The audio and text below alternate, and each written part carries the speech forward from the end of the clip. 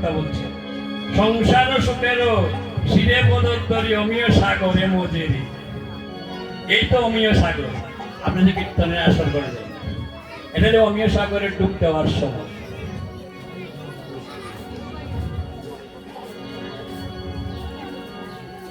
এটা হলো গৌরূপ সাগরে, অমীয় রূপ সাগরে আপনার ডুব দিলেন।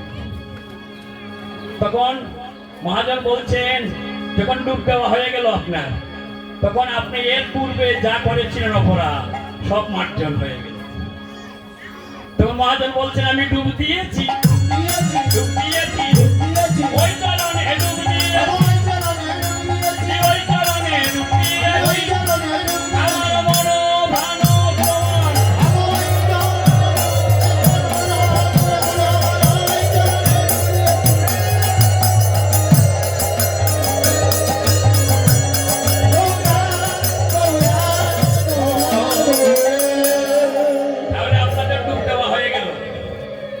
প্রশ্ন করেছেন মহাদেবন, তুমি যে ডুব দিলে, এই ডুব দিয়ে কি উঠলে উপরে, না জলেই রয়ে গেলে? আমরা কি ডুব দিয়ে উপরে উঠি না? আমরা কি আর জলে থাকতে পারবো? ডুব দিয়ে এটা একটু সময় নিরূপণ আছে, এত সময় থাকতে পারবো, এর বেশি থাকতে হলে অক্সিজেন দিতে হবে, আমি মারা যাবো। মহাজন এই জায়গায় বলছেন, ডুব তো দিলে, কোথায় ডুব দিলে, কোন সাগরে? তখন মহাজন বলছে যে যদি রূপসাগরে ডুব না দিস তাহলে তো তোর স্নান হলো না। আমরা যে নিত্য স্নান করি এটাকে আমরা স্নান বলি, কিন্তু নাগরিক বলছেন না, এটা জাগতিক জীবনের স্নান। তোমার চুল, তোমার গায়ে সবকিছু সেই জলে দরকার আছে, স্বাভাবিক জীবনযাপন করতে হবে। কিন্তু নাগরিকগণ কি কোথায় ডুব দিয়েছে? গৌরের রূপসাগর। তাই তারা বলছে আমি ডুব দিয়েছি। কোথায় ডুব দিয়েছি? অমীয় সাগর, মানে গৌরের রূপসাগর। রূপসাগরে যদি আপনার ডুব না দেন, আপনার জনম কৃপা। তাহলে ডুবটা কখন হবে? এই তো আপনারা যে বছরে একবার গৌরের রূপসাগরে ডুব দেওয়ার জন্য ব্যবস্থা করছে, বুঝতে পারছেন? তাহলে কীর্তনটা কিন্তু আপনি অন্যভাবে নিলে হবে না, তামসিক ভাবে নিলে হবে না। কীর্তনটা ভাগবতী, আপনি যদি অন্যভাবে নেন তাহলে হবে না। এখন কোন কোন ভক্তরা কি বলেন, কীর্তনে একে কানে কানে গিয়ে বলেন, ও দাদা রাত্র 12টা বাজে একটা তামাই দিতেন, তাহলে মানুষ থাকবে না। গৌর হরি বলছেন না, কে মানুষ কে অমানুষ আমার জানার বিষয় নাই, তুমি রস কীর্তন করে যাও। যারা রস কীর্তনে মন প্রাণ সমর্পণ করবে তারা থাকবে, আর যারা করবে না তারা চলে যাবে। বুঝতে পারছেন? তাহলে কত রাত্রি কত প্রাণরা ছিল, কিন্তু ভক্তরা কিন্তু রয়েছে, আসলে রয়েছে না, তারা রস কীর্তনে মজিয়ে রয়েছে। ভগবান দেখতে পাচ্ছেন তারা সবকিছু উপেক্ষা করে রস কীর্তনে মজিয়ে রয়েছে। তখন সময় গৌর হরি কৃপা কি করেছেন? হাত বাড়িয়ে দিয়েছে, গৌরবে হাত বাড়িয়ে দিয়েছেন, কৃপার হাত বাড়িয়ে দিয়ে বলছে, করো কীর্তন মন প্রাণে, কৃষ্ণ সিদ্ধি হবে হৃদয়ে। গৌর হরি বল, তুমি মনে প্রাণে কীর্তন করো, গোবিন্দ হৃদয়েতে প্রশমিত হবে। কীর্তন চালিয়ে যাও, মন প্রাণ সমর্পণ করো। আবার গৌর হরি বলছেন, কীর্তনটা বসে বসে করছো, তোমার সময় নেই, তুমি অফিসে আছো, আদালতে আছো, চাকরিতে আছো, গাড়িতে আছো, মুক্ত তোমার বন্ধ নয়, আমাকে স্মরণ করো, তোমার ভজন হয়ে যাবে। এর থেকে কি সহজ আর কিছু হতে পারে? তোমার হাতে কলম, তুমি চাকরিতে আছো, তুমি লিখছো, তদন্ত তোমার বন্ধ নয়। গৌরহরি বিগ্রহটা রাধা গোবিন্দের বিগ্রহ, গুরুদেবের বিগ্রহ নয়নে নয়নে রেখে নাম করো, আর তুমি হাতে কাজ করো। এই জন্য বলছেন, হাতে করো গৃহকর্ম, মুখে বলো হরি, আর অনায়াসে দিতে পারবে প্রভু। এই জন্য গৌর হরি বাজারটা সহজ করে দিয়েছে। তুমি কলিয়ত জীব, অন্নগত প্রাঞ্চঞ্চল মতি, এক জায়গায় বেশি সময় বসে থাকতে পারবে না, মায়ার কবলে পড়ে হাবুডুবু খাইবে, ছেলে মেয়ে সবকিছু লালন পালন করতে হবে। তাহলে হাতে করো গৃহকর্ম, মুখে বলো, মুখটা তোমার বন্ধ নয়। আমরা এই মুখ দিয়ে কত অস্পৃশ্য কথা বলি, বলি না? ছেলে যদি সকালে ঘুম থেকে উঠে না, মেয়ে যদি উঠে না, পড়াতে বসে না, মা গালি গালাজ করে না? ওই মুখ দিয়ে তো করে। আমরা কি ছেলে মেয়েকে জাগিয়ে তুলি, হরে কৃষ্ণ সন্তু কবে উঠবে এ কথা কি বলি? মেয়ে যখন ঘুমিয়ে থাকে, সকালে পড়াতে উঠে না, আমি কি বলি, এ সুমতি কেমন আছিস, হরে কৃষ্ণ, ঘুম থেকে উঠবি না? না, এ কথা কিন্তু মা বলেন না। মা বলেন কি, বারবার বলবেন তোমার পড়ার সময় বয়ে যাচ্ছে, তুমি এখনো ঘুমিয়ে আছো। বা কিছু কিছু মা আছে রাগী মা, তারা কি করেন, কিছু গালিগালাজ করে, শাসন করে, কেমন? কিন্তু বৈষ্ণবের সিদ্ধান্ত হলো না, জয় রাধে সন্তু তুমি এখনো ঘুমে, দেখেন একই সাথে কয়টা হলো, জাগানিটা হয়ে গেল, জয় রাধে ভজন। সুন্দর কথা, এই কথাগুলো অভ্যাস করা ছোট ছোট ছেলে মেয়েকে। ভীতি ভীতি আগে উচ্চারণ না করে হরে কৃষ্ণ। ভীতি 10টা হয়ে গিয়েছে, কখন যাবে স্কুলে? কত সুন্দর ডাক না? আর এখন ভীতিকে ডাকতে গিয়ে যদি গালিগালাজ করে ডাকে, বদনে কি আসলো? অস্পৃশ্য কথাগুলো চলে আসে। ভগবান বলছেন বদন দিয়েছি তোমাকে এই কথা বলার জন্য না, বদন দিয়েছি সুশ্রী সুন্দর কথা বলা। বুঝতে পারছেন? তাই দেখেন আমার গৌর হরির গুণের কথা বর্ণনা করে আজকে আমরা রঘুনন্দনের ব্যাখ্যাটি করব, কেমন? তাই বলবারটা বলছেন, আমার গৌরাঙ্গের গুণ নাচিয়া গাইয়া রে,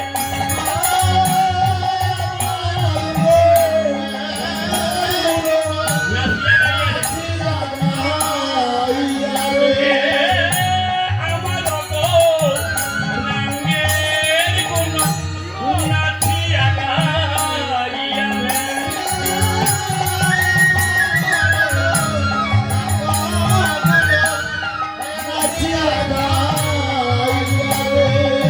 অগরতন হইল কত জনা, এবার রতন হইল,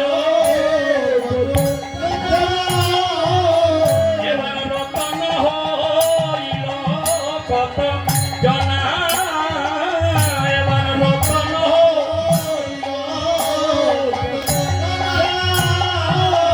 রত্ন হইল রে, রত্ন হইল রে, এবার রত্ন হইল রে,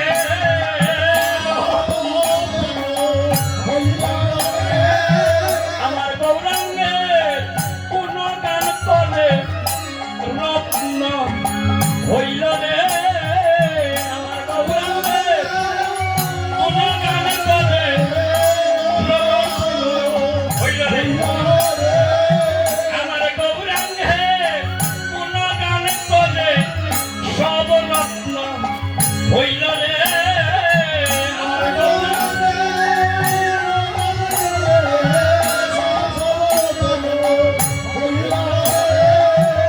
আমি শুধু বাকি রইলে, আমি শুধু বাকি, ওরে আমি শুধু বাকি রইলে, আমি শুধু, আমি বহু জন্মের অপরাধী, আমি শুধু বাকি রইলে,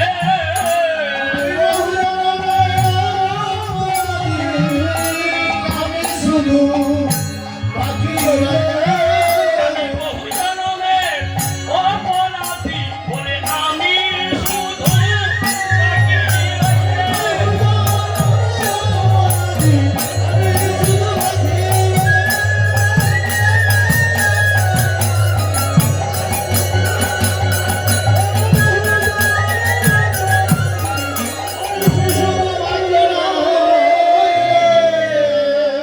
বলুন রত্ন শব্দের অর্থ কি?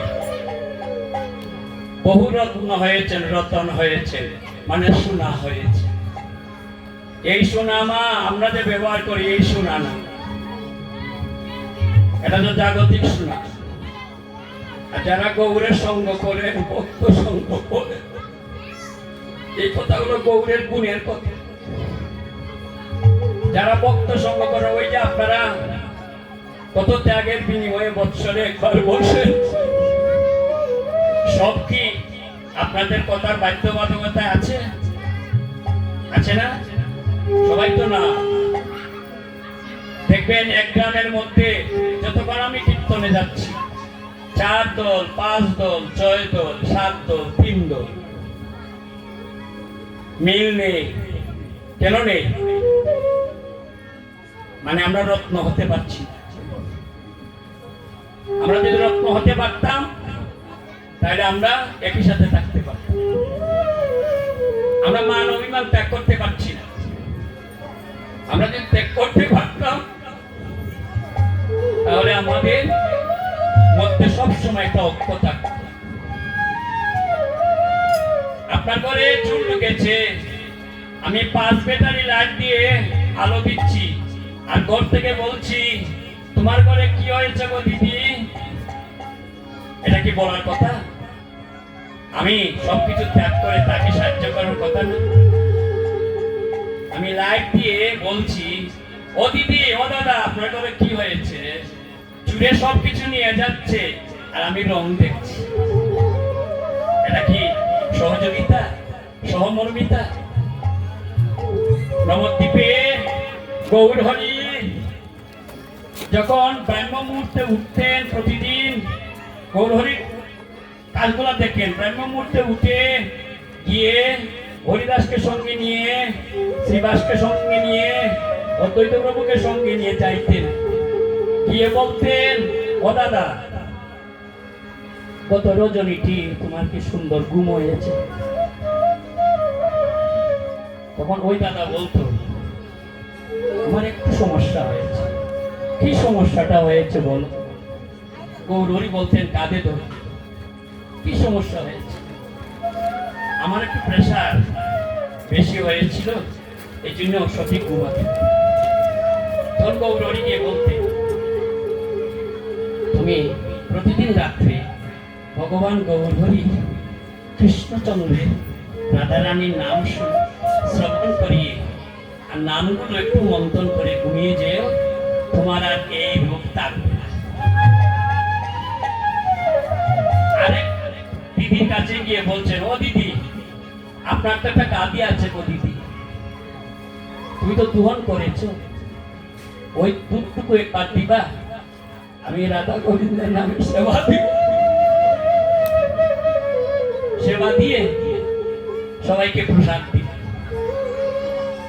আরেক দাদার কাছে গিয়েছেন, রাস্তা দিয়ে আসছেন কিন্তু, আর ব্রাহ্ম মুহূর্তে আর ভক্তরা তো হাঁটাহাঁটি করছে, গিয়ে বলছে, ও দাদা, তোমার কোনো সমস্যা আছে দাদা? তোমার কি অভাব অনটন আছে? তখন ওই দাদা বলছেন, আমার একটি অভাব অনটন আছে। আমি যা রোজগার করি তা দিয়ে আমার পরিবার চলে না। গৌর হরি যে এই কথাগুলো বলছে, তখন ভগবান না, সাধারণ মানুষ, আপনার মতো প্যান্ট, আপনার মতো পায়জামা, আপনার মতো কি পাঞ্জাবি, আপনার মতো প্যান্ট শার্ট পরা, আপনারা দেখে মনে করবেন না উনি যে ভগবান। এই যে কুশল বিনিময়টা, বলেন তো এই আদর্শ কি আপনার আমার মধ্যে আছে? আমরা যদি আমাদের সম্প্রদায় বা অন্য কোন সম্প্রদায় হয়, আমরা যদি রাস্তার মধ্যে দেখি পাশ ফিরিয়ে চলে যায়, জিজ্ঞেস করি, দাদা কেমন আছেন? গতকাল আপনার দিনটা কেমন গিয়েছে? রাত্রিটা কেমন গিয়েছে? আপনার ছেলে মেয়ে সুস্থ আছে তো? আমরা এখানে কেন দিই না, পাশ ফিরিয়ে চলে যাই, কেন জিজ্ঞেস করি না? কারণ হলো পিছনে দায়বদ্ধ হয়ে যায়, পিছনে দিতে হয় টাকা পয়সা। কিন্তু গৌর হরির মধ্যে ব্রাহ্ম মুহূর্তে যে হাঁটতেন, নগর পরিক্রমা করতেন ভক্তদেরকে সঙ্গে নিয়ে, কিবা নারী কিবা নর, কিবা কিবা শূদ্র কিবা বিপ্র সবাইকে কুশল বিনিময় করতে হবে।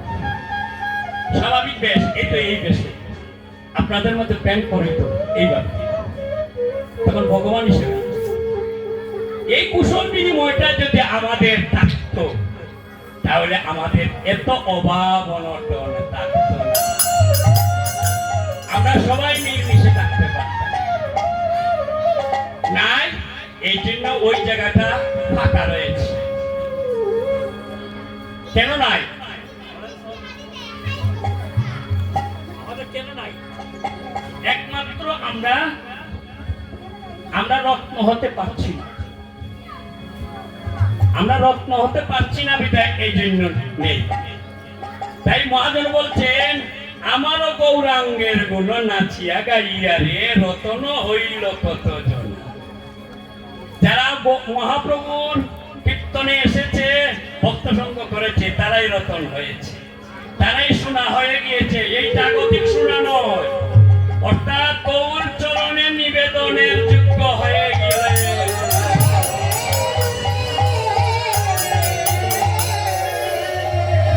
তাহলে ওই যোগ্যতা কি করতে হবে? নরোত্তম মহাশয় ঠাকুর বলছে, সাধন ভজন লীলা ইহাতে না করো হেলা, কায় মনে করো অসুষা। এগুলো হেলা করলে হবে না। আপনি আমি বলি যে আমি কলেজে পড়ি, ভার্সিটিতে পড়ি, আমার সময় নেই, সময় আছে। তুমি ভার্সিটির ক্লাসে করো, অবসর সময়ে হাফ টাইমে তুমি কি করো? খেলাধুলা করো, ভার্সিটিতে, কলেজে, স্কুলে, ওই সময়টা কাজে লাগাও। আমি আমার মনে মনে ভগবানকে স্মরণ করবো। হয়ে গেল বোঝনা। আমি মন্দ লোকের সাথে মিশবো না। গৌর হরি বলছেন, যারা মন্দ তাদের সাথে তুমি সঙ্গ করো না, অসৎসঙ্গ করো ত্যাগ, জ্ঞান কর্ম করো পরিহরি, করত ভকত সঙ্গ, প্রেম কথা রসরঙ্গ, লীলা কথা ব্রজ রস। আমার কথা নয়, ব্রহ্মভক্তি চন্দ্রিকা গ্রন্থে নরোত্তম মহাশয় বলছে, অসৎসঙ্গ করো ত্যাগ, জ্ঞান কর্ম করো পরি। জ্ঞান যুগে কর্ম যুগে অনুসরণ করলে ভগবানকে পাওয়া যায় না। করত ভকত সঙ্গ, প্রেম কথা রসরঙ্গ, লীলা রস ব্রজ রস। যখন লীলা কথা শুনবেন তখন আপনার ব্রজে বাস হয়ে যাবে। বুঝতে পারছেন?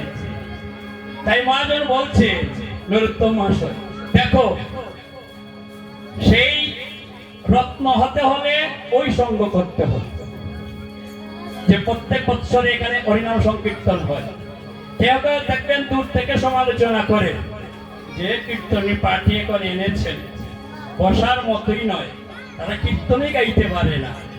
এই কথাগুলো শুনবেন না, সে তার মন্দ কথা বলুক, এগুলা কানে আনবেন না। মহাপ্রভুর কথা সে যাই বলুক, কারণ মহাপ্রভু কীর্তনের মধ্যে ভান্ডিত্য প্রকাশ করেন, নমনীয়তা উদারতা প্রকাশ করছে, নির্মল চিত্তে কীর্তন করছে। তাই বলছেন নরোত্তম দাস, গৌরাঙ্গে দুটি পদ অগজারতন সম্পদ,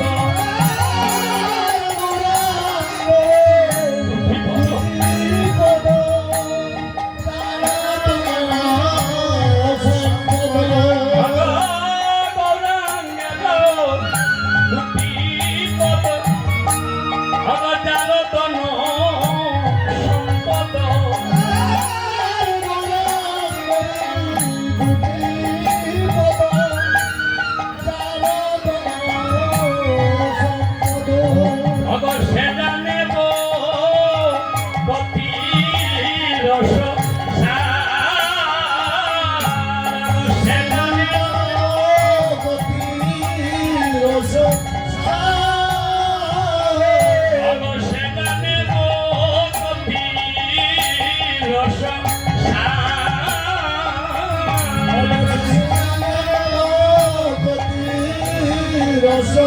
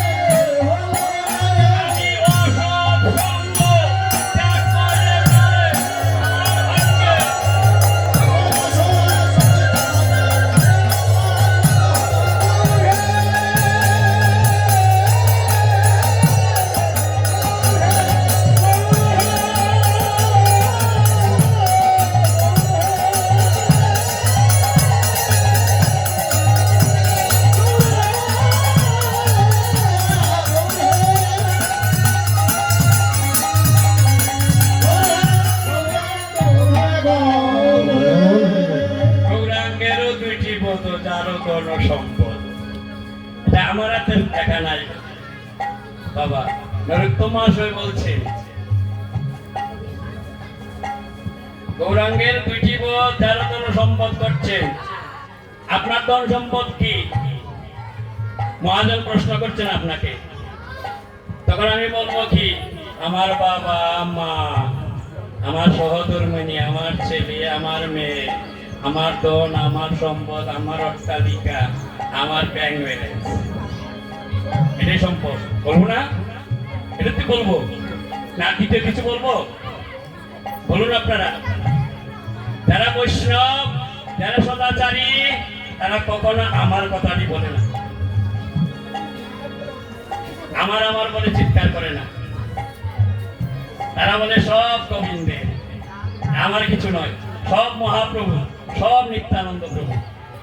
সত্য কথা, আমি যে 3 তলা বিল্ডিং করলাম, রাজপ্রাসাদ করলাম, দুই চোখ মুখে দেখেন কিছু দেখা যায়? রাজপ্রাসাদ কি নিয়ে যাব? যাব না। আমার কথাটা কেন লুপ্ত করতে পারছি না? আমার কথাটা বললে অহংভাব চলে আসে। আপনি আমার কথাটা ত্যাগ করুন, অহংভাব আসবে না। আমরা দেখবেন কাপড় চোপড় পরে আয়নায় গিয়ে বলি, কেমন লাগছে গো দিদি? আমার দাদা, আপনার দাদা একটা শাড়ি এনে দিয়েছে। এবার এই বছর দুর্গা পুজোতে 10,000 12 টাকা হয়েছে। ও দিদি কেমন লাগছে? দাদা গিয়ে বলবেন শার্টটা পরে, ও দাদা দেখেন তো একটা পাঞ্জাবি দুর্গা পূজার সময় নিয়েছি, 5,001 টাকা, কেমন লাগছে তো দিদি? বলি না? এই হলো আমার কথার অহংকার। আপনি যখন পোশাক পরিচ্ছন্ন পরে যখন বলবেন আয়নার কাছে গিয়ে কেমন লাগছে, এই তো আপনার অহংভাব চলে আসে। এই জন্য বলছেন, এই জন্য বৈষ্ণবশাস্ত্র বলছে যারা সদাচারী বৈষ্ণব মহান্ত, তারা কখনো আমার কথা বলবে না। আমার বললেই অহংভাব চলে আসে। আমার ধন, আমার ছেলে, আমার মেয়ে, আমার অট্টালিকা, আমার মেয়েটা কানাডা গিয়েছে, আমার মেয়েটা অস্ট্রেলিয়া গিয়েছে, গত বছর আমাকে 1 লক্ষ টাকা দিয়েছে দাদা। প্রথমে আমি 3 তলা ফাউন্ডেশন, আর এরপরে কি করছি মনে মনে মানে না, 101 তলা একটা নারায়ণ সেবা দিয়েছি। মনেও মানে না, মনে মানে না, 101 তলা দিয়ে নারায়ণ সেবা দিয়েছি। নারায়ণ সেবা দিবার আগে বলে মনেও মানে না। আমার মেয়েটা 2 লক্ষ টাকা পাঠিয়ে দিয়েছে অস্ট্রেলিয়া থেকে।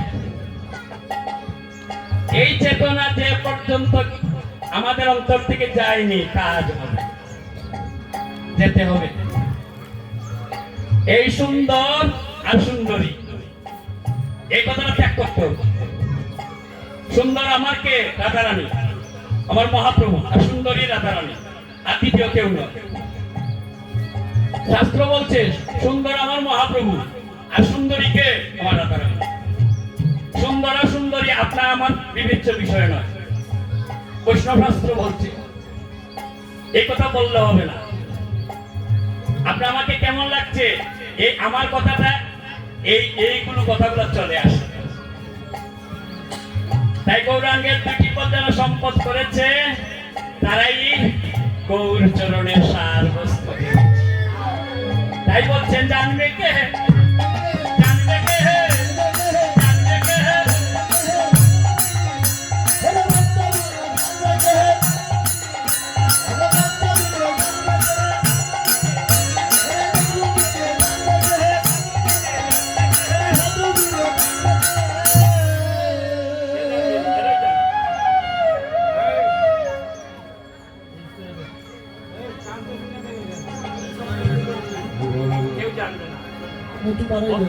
যারা করে এরাই জানে,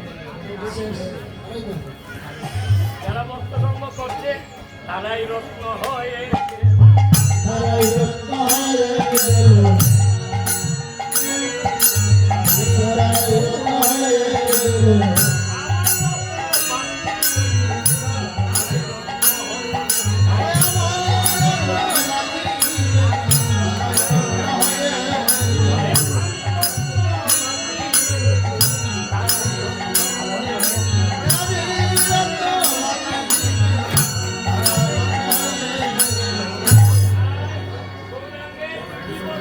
কারা কারা করবেন হাত তুলুন। গৌরের দুটি বক্তব্য আমরা করবেন না, হরিবল হরিবল হরিবল রাধে সম্পদ করবেন, এটা আমার সম্পদ।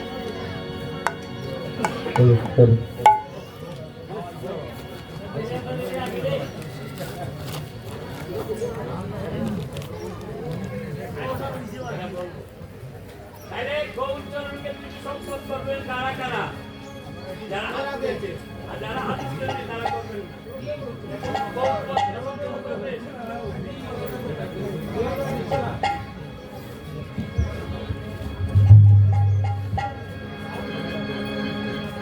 তাই তো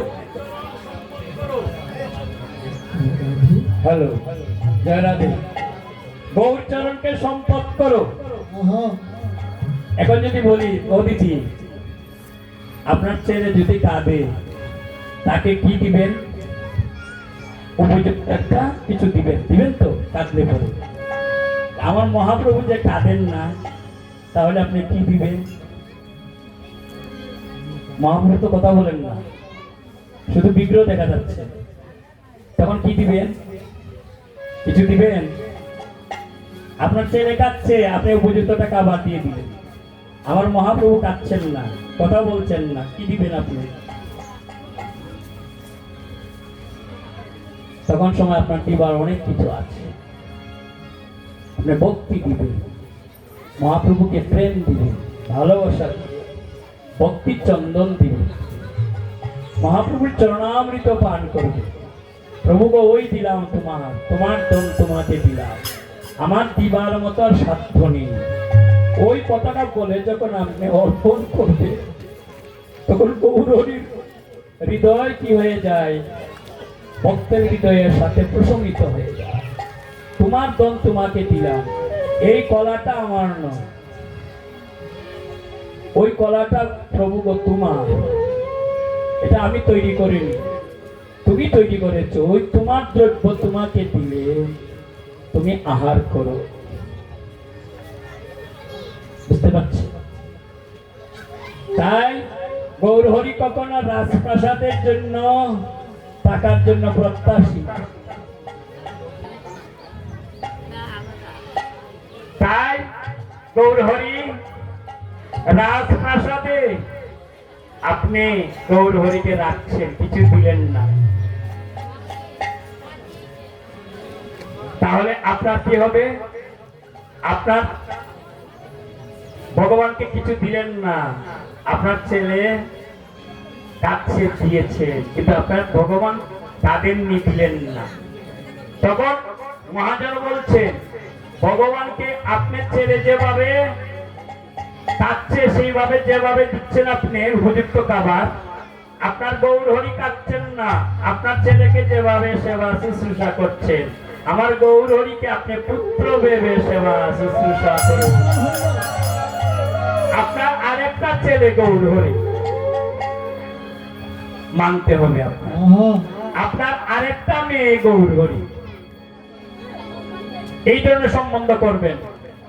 দেখবেন আপনার জীবনে কোনো দিন আপনার অভাব অনটন হবে না, আপনার কোনো বিপদ হবে না, আপনার শারীরিক কোনো অসুস্থতা আসবে না। যদি হয় আমাকে 2 টাকা খরচ করে ফোন দিবেন, আমি এই কথাটি উদ্র করে নিব। হাজার হাজার প্রমাণ আছে শাস্ত্রে। আপনার ছেলে বা মেয়েকে যে জ্ঞানে সেবা শুশ্রূষা করছেন, সেই জ্ঞানে ভগবানকে সেবা শুশ্রূষা করবেন। দেখবেন আপনার সংসারে কোনো অঘটন ঘটবে না, কোনো বিষাদের ছায়া আসবে না, কোনো দুর্নীতি হবে না, ছেলে মেয়ে কোনো বাধাগ্রস্ত হবে না। ছেলে মেয়েকে দেখতে পারে না, মেয়ে মাকে দেখতে পারে না, ছেলে বাবাকে দেখতে পারে, এগুলো হবে না। যদি আপনারা এইভাবে জীবিকা নির্বাহ করেন, দেখবেন কোনো কলহ হবে না। ছেলে মেয়ে দেখবেন সব কিছু আপনার সুন্দর হয়ে গিয়েছে। আরেকটা কথা বলছেন গৌরহরি, মনে রাখবেন, বৈষ্ণব শাস্ত্রে রাত্রের খাবার একসাথে সবাইকে নিয়ে খাবে না। পৃথক খাবেন না। এটা গৌর হরি নির্দেশ। কেন বলছেন এই কীর্তনটা, কেন বলছেন গৌর হরি রাত্রে খাবার 2 ঘন্টা লাগবে? এইটার উপরে কীর্তন করে গেছেন গৌর হরি। আপনারা ওই জিনিসটি আশ্বস্ত রাখবেন, রাত্রে যে আপনারা ডিনার করবেন, সবাইকে একসঙ্গে, ছেলে মেয়ে সহধর্মিনী আত্মীয় স্বজন থাকলে সবাইকে একসাথে বসে খাবার খাবেন। কে আপনারা আমার একটা ফোন দিবেন, কোনো উপকার পেয়েছেন কিনা, যদি পেয়ে থাকেন দিবেন, না পেয়ে থাকলে দিবেন। গৌর হরি বল।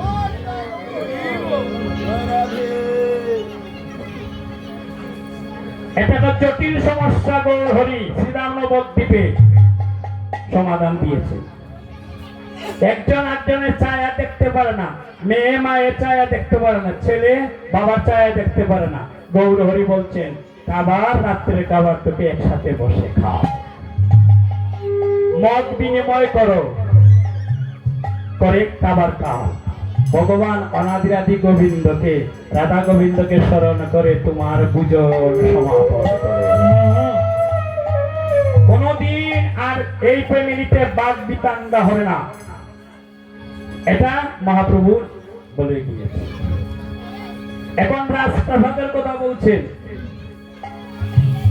দুর্যোধন রাজপ্রাসাদে থাকতো, তার সহধর্মিনীকে বলছে আমি গোবিন্দকে নিমন্ত্রণ করে আসছি, তুমি তাড়াতাড়ি রন্ধনশালায় যাও, রন্ধন করো। 56 ভোগ 36 ব্যঞ্জন তৈরি করেছে। গোবিন্দ আজকে আসবেন দুর্যোধনের বাড়িতে খাবার খাবেন, খাবেন তো?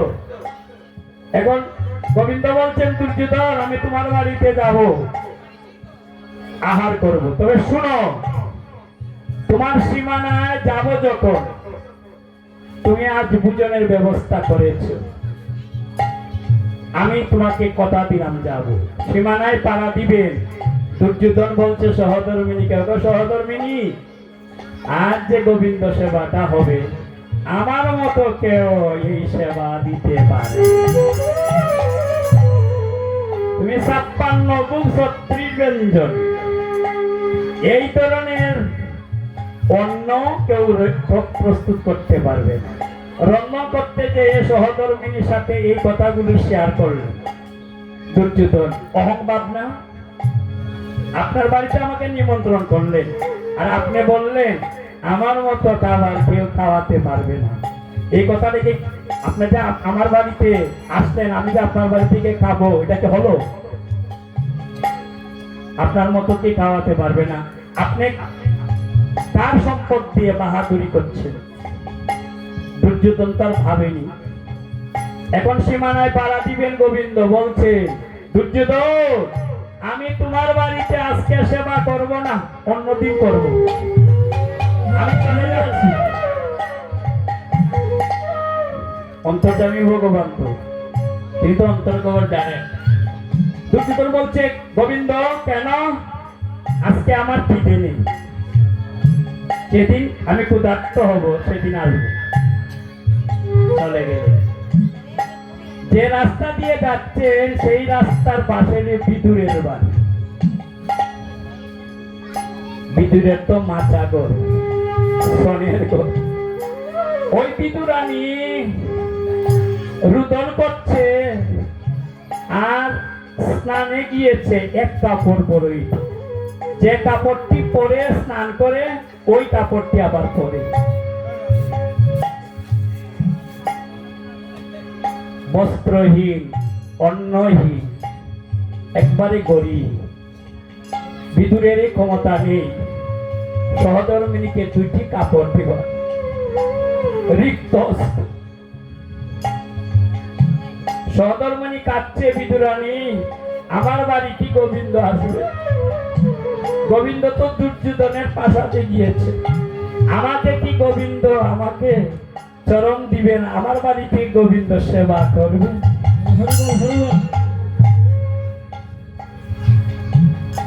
ডাক শুনেছে, শুনে বিদুরের বাড়িতে প্রবেশ করলেন, করে বলছেন কই গো তোমরা কি কেউ ঘরে আছো?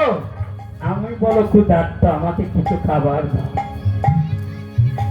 স্বয়ং গোবিন্দ বিদুরানী চিন্তা করলেন, দিনের বেলা আমার ঘর, আমার উঠোন আলোকিত হয়ে গিয়েছে, মনে হয় নিশ্চয়ই আমার গোবিন্দ আমার বাড়িতে আসছে।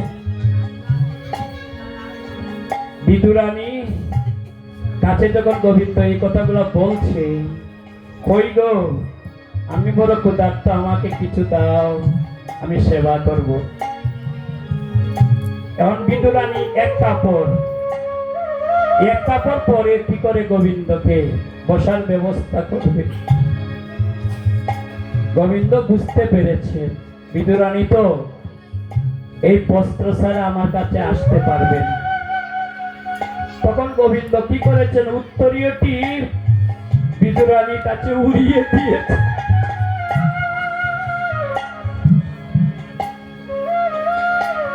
যখন উড়িয়ে দিয়েছেন বস্ত্রটি, ওই বস্ত্রটি পরে বড় একটি বিড়ি এনে দিয়েছে। এখন তো আমাদের বিড়ি নেই, বড় কুর্সি বিড়ি। বিড়িটি দিয়েছে উন্মাদিনী হয়ে।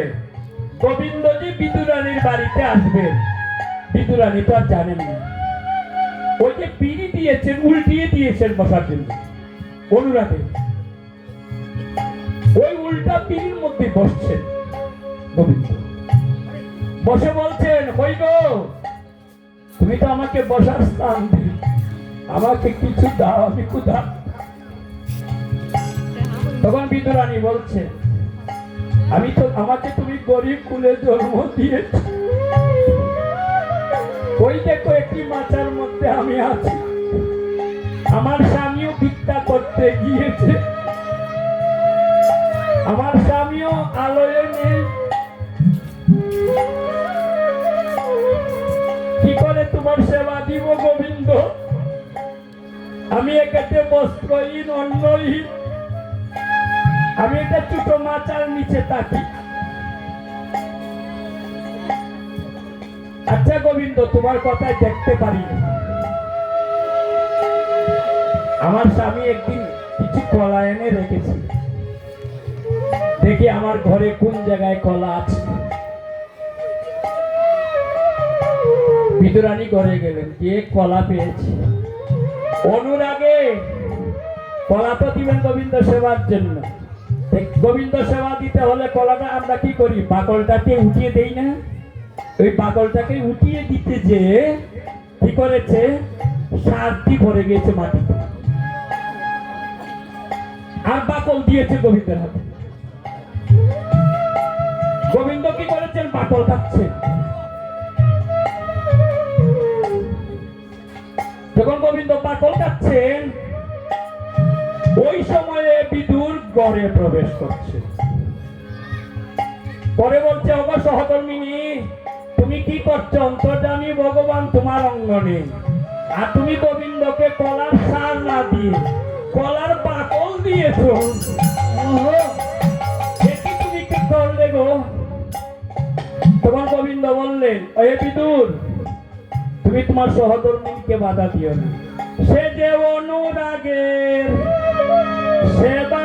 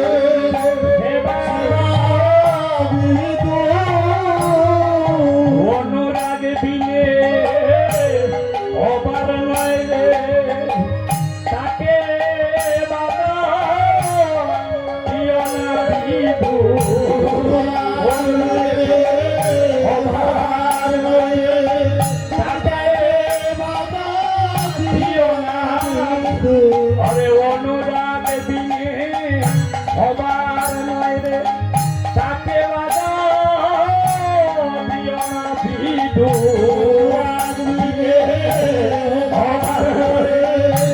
তাকে বাধা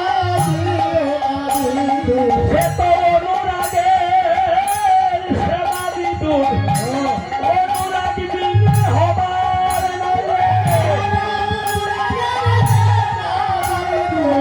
অনুরাগ বিনে সেবা বিদুর অনুরাগ বিনে হবার নয় রে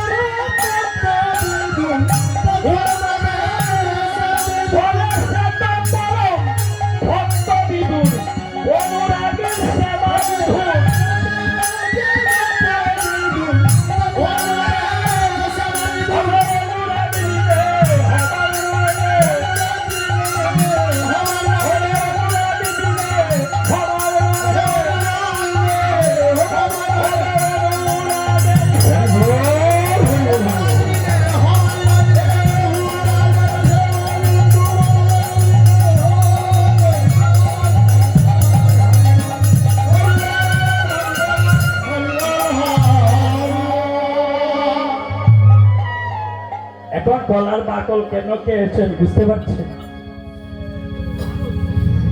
সেবা যখন দিবেন এই দেহটার দেহ থাকে না, এই দেহটা অন্য দেহ হয়ে যায়, আপনার স্বাভাবিক দেহ থাকবে না। বিদুরানী উন্মাদিনী হয়ে কলার বাকল দিয়েছে। বিদুরকে বলছেন গোবিন্দ তাকে বাধা দিও না, তুমি ভক্তের অপরাধের অপরাধী হয়ে যাবে। জানো না ভক্ত আমার মাতা পিতা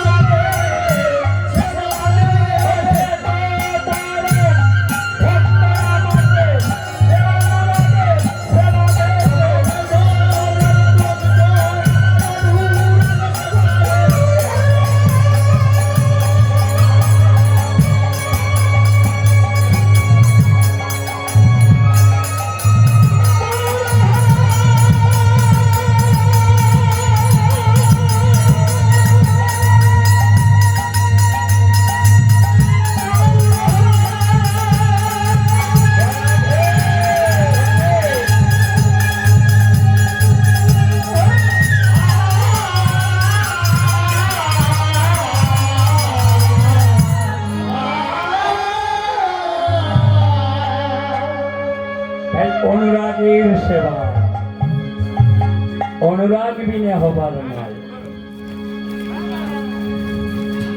বুঝতে পারছেন, এটা অনুরাগের সেবা। আপনি অনুরাগের যে কোনো সেবা দেন, ভগবান গ্রহণ করে। সেই এই সেবার মধ্যে যদি আপনার একটা কপটতা থাকে, হবে না। এর চেয়ে আর সহজ ভোজন কি হবে বাবা বলুন? আপনি তার ধন তাকে দিবেন, আপনার তো ধন নয়। বুঝতে পারছেন? তাই বলছেন নরোত্তম আসে গৌরাঙ্গের মধুর লীলা অবতার কর্ণে প্রবেশিলা।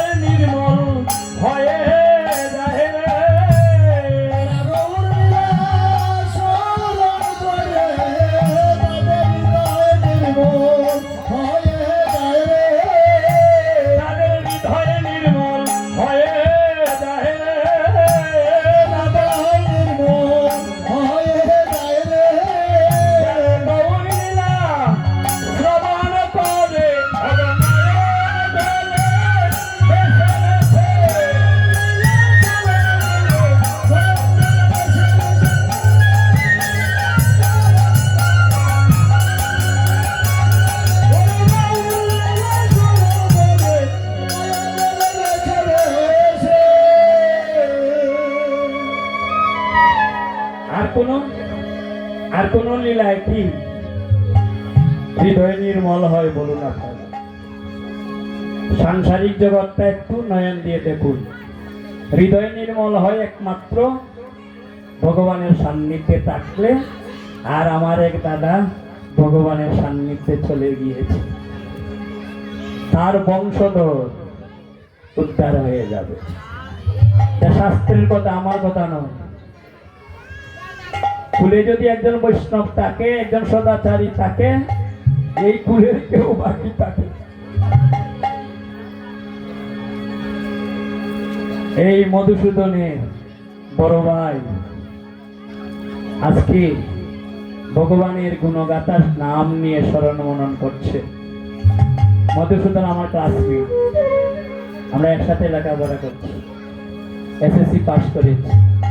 এই মধুসূদন, সুধাংশু, সত্যপ্রিয়, এই পুরবীরানীতে আমাদের শ্রীমঙ্গলে সে চাকরি করছে। এখন সেই প্রধান পদে চলে গিয়েছে। মিটিংয়ে দেখা হয়, কত আনন্দ যে লাগে এই বাল্য বন্ধুদেরকে দেখে। আর আমি যখন জেনেছি, আমি তো এখন জেনিনি যে মধুসূদনের বড় ভাই ভগবানের আনুগত্য স্বীকার করছে, তার হৃদয়ে নির্মল হয়ে গেল। এটা নরোত্তম মহাশয় বলছে। যারা গৌর লীলা আস্বাদন করেন, গৌর লীলা স্মরণ মনন করেন, তাদের হৃদয়ে নির্মল হয়ে যায়। আমাকে একটা সময় দিন, আপনারা পূর্ণা কয়টা শেষ করব। আমি একটা বড় একটা সিদ্ধান্ত পাড়া দিয়েছি, এটাকে সংকোচন করে আনতে হবে সময়ের মধ্যে। এবং আপনাদের একটা টাইম দিলে ভালো হবে। তাই সেই সিদ্ধান্তগুলা আপনার আমার পরম ধন এই ভক্ত সঙ্গমা। মনে রাখবেন, ছোট ছোট ছেলে মেয়েদেরকে গীতা শিক্ষা দিবেন, তুলসীকে স্নান করানো শিখাবেন, মায়েরা নিষেধ দেন অবিবাহিত মেয়েরা স্নান করাতে, কোনো মায়েরা নিষেধ দেন, দিবেন না। তুলসী স্নান করাবে, আরতি করবে, তুলসী প্রদর্শন করবে। এগুলাতে যদি মায়েরা নিয়ে নেন, মেয়েদের কাছ থেকে ছেলেদের কাছ থেকে এগুলো করান, এই ছেলে মেয়ে কোনোদিন আপনার বুকে আপনাকে লাথি মেরে চলে যাবে না। শাস্ত্র হেন বলছে, এটা আমাদের শত সিদ্ধান্ত কথা, 3-4টা। তাই এই কথাগুলো আর 1 ঘন্টা আছে, তাই আমি পূর্ণার বোধে চলে যাব। এই কথাগুলো আপনাদের জন্য স্মরণ থাকে। আপনারা গুরু আনুগত্য জিনিস স্বীকার করবেন, আর ভগবানকে যখন যেভাবে থাকেন সেভাবে ডাকবেন। গৌরহরি বাধা দেননি ডাকতে। তুমি যেখানে যে সময়ে যে অবস্থায় আছো, যখন তুমি যে অবস্থায় থাকবে সেই অবস্থায় ডাকবে, দেখবে তোমার হৃদয় নির্মল হয়ে গিয়েছে। তখন হৃদয়ের মধ্যে অসৎ চিন্তা আসবে না। মনে করো এখন একটা ফোন আসছে অ্যান্ড্রয়েড মোবাইলে, এটা কুরুচিপূর্ণ কথা তুমি রিসিভ করেছো। তোমার কর্তব্য হলো তুমি তাকে সুন্দর কথা বলা, উত্তেজিত কথা বলা নয়। গৌরী এই শিক্ষাও দিয়েছে। তোমার উপরে এমন একটি কথা ছুড়েছে সে অ্যান্ড্রয়েড মোবাইলে, তুমি রিসিভ করেছো, তখন তুমি তাকে এমন কথা বলতে যে কথাটি বললে পরে গৌরহরি খুশি হন। এরকম কথা বলবে, জীবনে কখনো বিষাদ আসবে না। যদি আসে আমাকে ফোন দিবে, আসবে না। এই মুহূর্তে মনে করো একটা জায়গা থেকে আপনার কাছে একটা ফোন আসছে, কেমন একটা অস্পৃশ্য কথা, আপনি এই দিবেন, আমি এই দিব, মনে করেন যে কোনো একটা কিছু হতে পারে। আপনি তখন তাকে উগ্র কথা না বলে ভগবানের আদর্শের কথা বলবেন, দেখবেন আর কোনোদিন উগ্র কথা আপনাকে শোনা হবে না। 1 দিন, 2 দিন, 3 দিন এর উপরে আর বলবেন না। যে কথাটা প্রথম দিন বলছেন, দ্বিতীয় দিন এই কথাটা বলবেন না, অন্যভাবে বলবেন, সুন্দর করে। তৃতীয় দিনে আরো সুন্দর করে অন্যভাবে বলবেন আদর্শের কথা। আর কোনোদিন আপনাকে ফোন দিবে না, মানে অস্পৃশ্য কথা বলে আর ফোন দিবে না। এইগুলো কিন্তু মহাপ্রভু শ্রীরাম নবদ্বীপ ধামে পরিহার করেছে। কৃষ্ণ কথা বলো, রাধা কথা বলো, শিখিয়ে দিয়েছেন জীবকে।